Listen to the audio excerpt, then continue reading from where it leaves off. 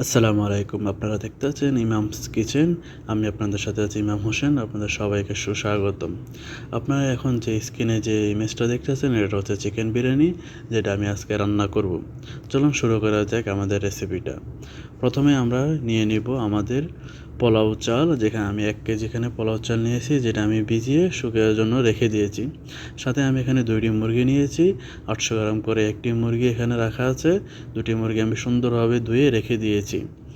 এর সাথে আমি কিছু পেঁয়াজ কুচি করে নিয়েছি, 2টি বড় সাইজের পেঁয়াজ, সাথে কিছু কাঁচামরিচ কুচি করে নিয়েছি এবং একটা টমেটো বড় সাইজের কুচি করে নিয়েছি। এখানে আমাদের তেল ঢেকে দিয়েছি কড়াইতে, তেল গরম হয়ে গেছে। আমরা এখন এখানে আমাদের পেঁয়াজ কুচিগুলো দিয়ে দিব আস্তে আস্তে করে। আমাদের পেঁয়াজ কুচিগুলো দিয়ে আমরা এখন পেঁয়াজ কুচিগুলো দিয়ে দিলাম। এখন সুন্দরভাবে আমরা আমাদের পেঁয়াজ কুচিগুলো নেড়ে নিব এখানে পাতিলের মধ্যে। দেখেন আমাদের পেঁয়াজ কুচিগুলো সুন্দরভাবে এগুলো সিদ্ধ হয়ে গেছে, নরম হয়ে গেছে। এখন আমরা এখানে আমাদের বাকি কাঁচামরিচ এবং টমেটোগুলো অ্যাড করব। প্রথমে কাঁচামরিচ দিব, কাঁচামরিচ দিয়ে নেড়ে সাথে আমরা টমেটোগুলো দিয়ে দিব। এখন আমরা এগুলোও ঠিক একইভাবে পেঁয়াজের মতো নরম করে নিব। ঠিক দেখছেন কত সুন্দর একটা কালার চলে এসেছে। এখন এগুলো নরম হয়ে গেছে। আমরা এখন আমাদের আদা বাটা এবং রসুন বাটা একসাথে আমরা এগুলো দিয়ে দেবো এখানে। এখানে আপনি পরিমাণ মতো আপনার মন মতো দিতে পারেন, সমস্যা নাই। আমি দিয়ে দিলাম। সুন্দর করে ভালোভাবে নেড়ে নেব, এগুলো আদা রসুন মিক্স করে নেব, যাতে আমার মাংসের গন্ধটা না আসে। আদা রসুন দিয়ে যাতে সুন্দর একটা গন্ধ আসে, আমাদের সুগন্ধটা আসে মাংস থেকে, এই জন্য আমরা ভালোভাবে মিক্স করে নিব। এরপর হালকা একটু ডেকে দেবো 2-3 মিনিটের জন্য, যাতে সবগুলো একটু সুন্দরভাবে কষানো হয়। একটু লেড়ে নিব, না নাড়লে আদা রসুনটা লেগে যাবে পাতিলের মধ্যে, জন্য আমরা একটু লেড়ে নিব। এখানে হালকা পানি দিব যাতে এগুলা না লাগে, এজন্য পানি দেবো। কারণ আমাদের হিটটা অনেক হাই আছে এগুলো কষানোর জন্য। আর লাড়া থাকবে আমরা এভাবে কিছুক্ষণ। এখন আমরা যে আমাদের মশলার দিকে, এই মশলাটা আমি নিজের হাতে তৈরি করছি, বিরিয়ানির মশলাটা। এটা চিকেন বিরিয়ানি মশলা, এটা কোনো বাজার থেকে কিনা না। এখানে আমি সব কিছু নিজের হাতে নিজের ঘরের মশলা দিয়ে তৈরি করেছি, ঠিক আছে। এ সমস্ত এখানে সব কিছু মিক্স করানো আছে, শুধু হলুদের গুঁড়োটা নেই এখানে। হলুদের গুঁড়া বাদে বাকি সবগুলো দিয়েছি। আপনারা চাইলে হলুদের গুঁড়া ইউজ করতে পারেন, কারণ আমার হলুদের গুঁড়া পছন্দ নেই, জন্য আমি দিইনি। সাথে আমি নিয়েছি জিরার গুঁড়া, জিরার গুঁড়াটাও আমি দিব, কিন্তু আমি ওখানে বিরিয়ানি মশলার সাথে মিক্স করিনি। এখন আমাদের এখানে কষানো শেষ। আমরা এখন মশলা অ্যাড করবো, আমাদের বিরিয়ানির মশলাটা আমরা এখন দিয়ে দিব এখানে। বিরিয়ানির মশলাটা আমরা দিয়ে দিয়েছি, সাথে আমরা 2 ছোটো স্পুনের জিরার গুঁড়া দিয়ে দেবো এখানে আমাদের। কিন্তু আমরা আলাদা দিব, জিরার গুঁড়াটা একসাথে মিক্স করব না, আলাদা 2 চামচ জিরার গুঁড়া দিয়ে দিয়েছি। এখন আমাদের মশলাটা আমরা ভালোভাবে লেড়িয়ে মিক্স করে নিব এখানে। সুন্দরভাবে এগুলো মিক্স করে নিব, ভালোভাবে নাড়তে হবে, না হলে আপনার মশলাটা লেগে যাবে পাতিলের মধ্যে, এই জন্য লাগতে হবে। এখন আমাদের যে আমরা এখানে 2টি মুরগি নিয়েছি, এখন শুকানো হয়ে গেছে, পানি ঝরা শেষ এগুলার। এখন আমরা এখানে এগুলো দিয়ে দিব। দেখছেন আমাদের মশলা কাটা মাশাআল্লাহ কত সুন্দর একটা কালার চলে এসেছে। আমরা এখন আমাদের এই মশলার মধ্যে আমাদের যে মাংসগুলো ধুয়ে রেখেছি, এই মাংসগুলো এখন দিয়ে দিব আস্তে আস্তে।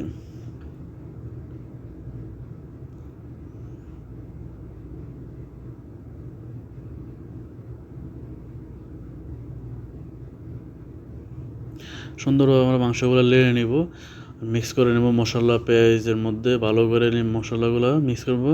আপনার মনে রাখবেন মাংসের সাইজগুলো ছোটো রাখবেন, বেশি বড় রাখলে ভালো লাগবে না। আমরা ডেকে দেব 5-10 মিনিটের জন্য হাই ফ্লেমে। আর হিট বাড়িয়ে দিবেন আপনারা, যাতে আপনাদের মাংসগুলো জলদি হয়ে যায়। দেখছেন কত সুন্দর একটা কালার এসে গেছে মাংসের মধ্যে। আমরা একটা এখানে লেড়ে নেব, এখানে মিক্স করে নেব ভালো করে আরও, যাতে মাংসটা না লাড়ে।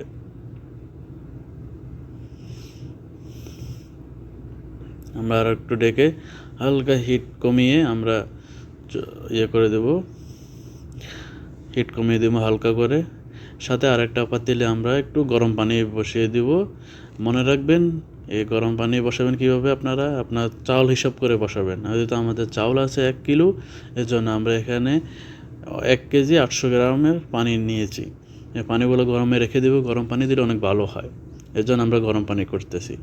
দেখেন কত সুন্দর একটা কালার চলে আসে আমাদের বিরিয়ানির মধ্যে।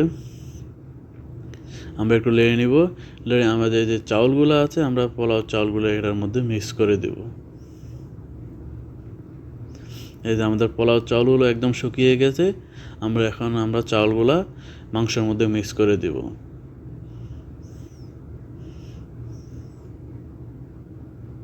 আস্তে আস্তে আমরা পোলাও চাউলগুলো মাংসের মধ্যে দিয়ে দিচ্ছি। মাংস পোলাও চাউল দেওয়া শেষ, এবার ভালো করে আমরা এখন এগুলা লাড়িয়ে নিব। সমস্ত মাংসের সাথে পোলাও চাউলগুলো মিক্স করে নেবেন ভালোভাবে। যত সুন্দরভাবে আপনি মিক্স করবেন তত আপনার ভালো একটা সুগন্ধ আসবে বিরিয়ানি থেকে। আমরা এগুলো মিক্স করে 1-2 মিনিটের জন্য এইভাবেই রেখে দেব। এরপরে আমরা গরম পানিটা দিব। ঠিক আছে, এই যে আমাদের মিক্সগুলো সুন্দরভাবে মিক্স করতে হবে আপনাদের সবাইকে। মিক্স করা শেষ, আমি এখন 2 মিনিটের জন্য রেখে দেব। ওকে,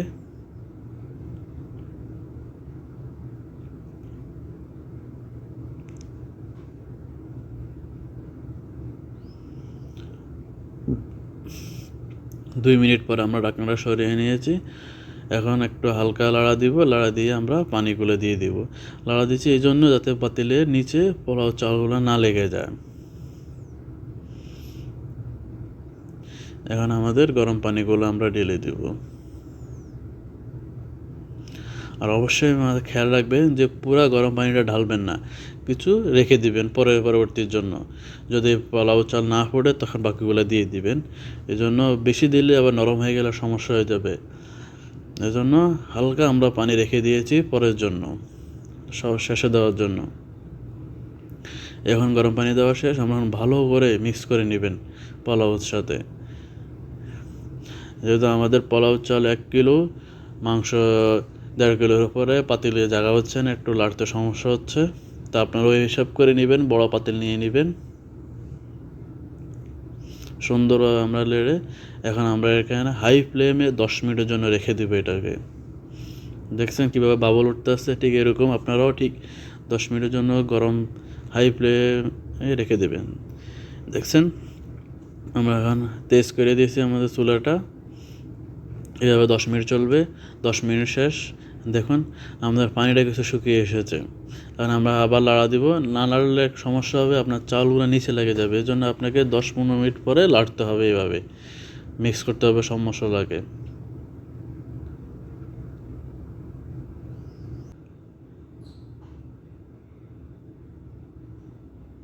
আমাদের মিক্স করা শেষ, আমরা সুন্দর করে এখন এই যে একটা গরম মশলা আমি দিয়ে দিব। এটা চাইলে আপনি স্কিপ করতে পারেন, সমস্যা নেই, আমি এটা দিচ্ছি এই কারণে যখন শেষে ডাকনা ওঠাবো তখন সুগন্ধ আসবে গরম মশলার কারণে। এই জন্য আমি 2 চামচ গরম মশলা দিয়ে দিচ্ছি। আপনি চাইলে স্কিপও করতে পারেন, সমস্যা নেই। গরম মশলাটা একটু লেড়ে নেব।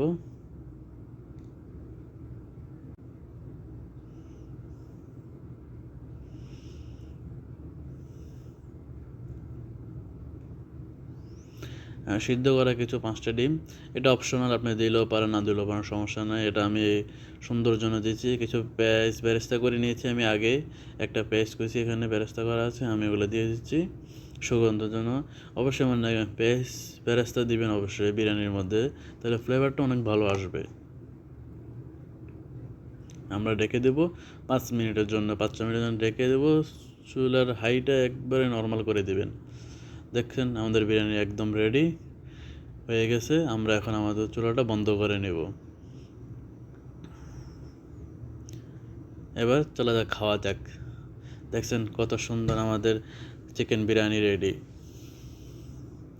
বিসমিল্লাহ পড়ে এবার শুরু করা যাক। বিসমিল্লাহির রহমানির রহিম। মাশাআল্লাহ, অনেক দারুণ হয়েছে বিরিয়ানিটা, মাশাআল্লাহ।